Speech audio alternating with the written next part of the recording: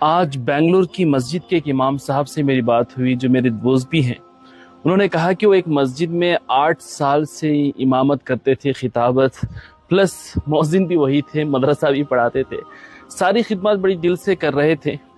اچانک 8 سال کے بعد حال ہی میں اس مسجد کے صدر نے انہیں بلایا اور کہا کہ امام صاحب، آپ کو 8 سال سے ہم دیکھ رہے ہیں، ابھی ہمیں کچھ نئی ویرائٹی چاہیے، نیا چہرہ، نئی آواز چاہیے، آپ اپنا انتظام کہیں اور کر لیں۔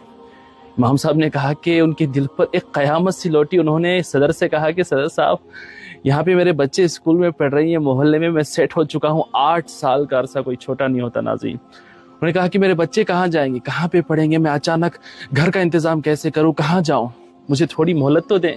اس صدر نے کہا کہ تمہارے بچوں کی ذمہ داری ہماری تھوڑی ہے، تم اپنا انتظام کہیں اور کر لو۔ بھئی بنا کسی بات کے، بنا کسی مسئلے کے امام صاحب کو بس اپنے من سے نکال دیا گیا۔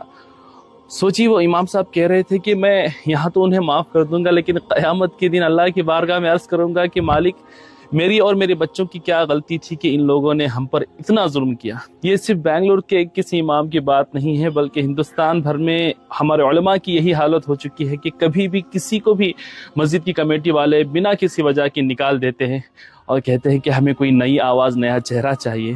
سوچئے ان کے بچوں کا کیا ہوگا، کیا ان کی فیملی نہیں ہے، کیا انہیں آپ کی طرح جینے کا حق نہیں ہے؟ بتائیے